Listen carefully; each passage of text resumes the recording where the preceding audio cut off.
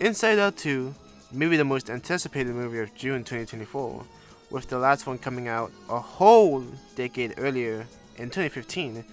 This movie was met with high expectations because of the last few Pixar movies not doing so hot, because ultimately Disney's fault for releasing the movies on Disney Plus, and Lightyear being atrocious, with Elemental not doing so good until a month after it's released. I didn't really like either movie, but there was a lot to live up for Inside Out 2. The first one being so beloved when it came out, and I'm proud to say I was in the right age demographic when it came out. Now being 20, of course. I'm getting old. But now being 20, I can watch Inside Out 1 and 2 in the eyes of an older, more experienced version of myself. So what did I think of Inside Out 2? Honestly, it was alright. But that's not to say I don't have much to say about it. I actually have a lot to say about this movie, down to my opinions, the animation of the movie, the characters, story, and cast. I'm gonna attempt to do my best breakdown of Inside Out 2 after having a few days of just thinking about the film and digesting my thoughts. But let's get to it. Inside Out 2 takes 1 to 2 years after the first one, with Riley on her way to high school, having to possibly leave her friends behind when they all go to a hockey camp that's run by one of the high school coaches they admire, and they meet the other students in the high school who are part of this camp. Right off the bat, I was immediately surprised on how small scale the story on Riley's side was. In the last movie, we see her move from one city to another, meet a new school, meet new friends, with her even attempting to run away by the end. But in this one, she just wants to impress the high school coach and older high school students. Well, nothing wrong with that. This movie has a risk of being more boring than the last, considering its stakes are lower and the pace being slower. But the reason it doesn't feel that way is why we're really here for this movie. And that being the emotions in Riley's head coming back.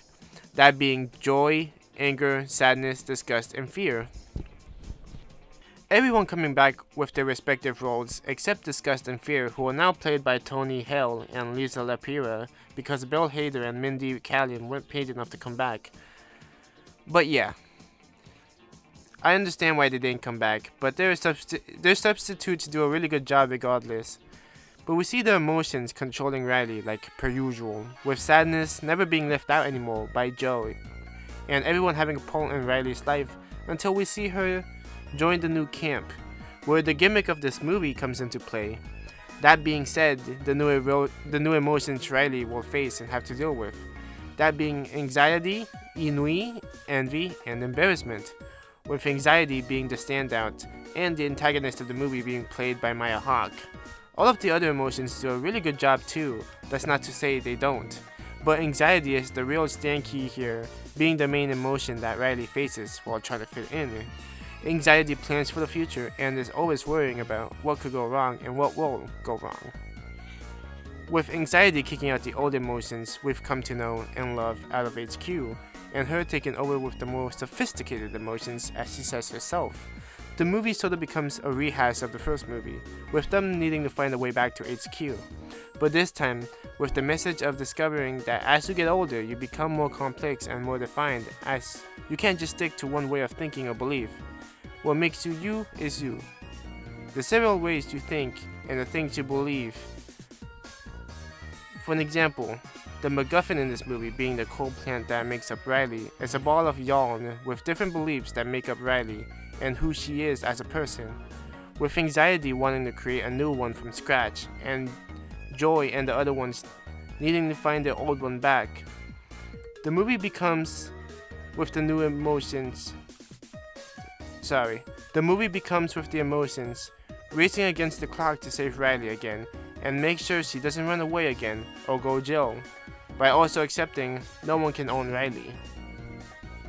So yeah, a pretty run-of-the-mill story to say the least, but it works really well because you love seeing these emotions and Riley, and have grown attached to them, while also being relatable. We've all had those moments of wanting to impress someone, whether that was someone older, or maybe someone we look up to. We've all had those moments of embarrassment, when we got older, and those scary panic attack moments that I've noticed more animated movies cover. For example, The Spider Within, which is an animated side project for the Spider-Verse movies, where Miles confronts his fears and anxieties of being the new Spider-Man. All of this is present in Inside Out 2, and what it means to become a full-blown teen on the road to becoming a self-defined adult. I think this movie beautifully depicts its cores and themes of being confused whether you're making the right choices or what it means to be a good person too, and that you ultimately shouldn't have to change yourself for someone else's approval and can stay true to yourself, which is what Riley learns by the end of this movie. I want to talk about the animation, because obviously it's gorgeous. Like, don't you ever want to squeeze those fuzzballs? They look so squishy. But let's be real, the animation is gorgeous. And just like the last one, with there being different animation styles with 2D animation showcased, like with Pouchy, who is one of the characters in the TV show Riley used to watch, and the more poly 3D for the game character Riley used to play. It's some really neat and well-made stuff. The music this time isn't composed by Michael Giacchino, who made the iconic soundtrack of the last movie. The one snip of music everyone knows too.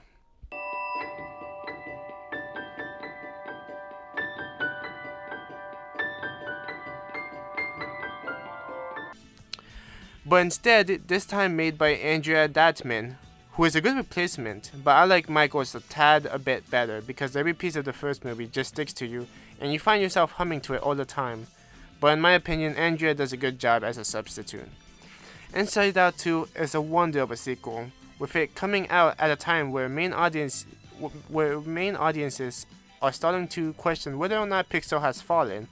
But hopefully with the release of Inside Out 2, we get more stories like this that we can relate to again, like the golden era of Pixar, and have more personal, familiar stories with characters we can connect and grow with.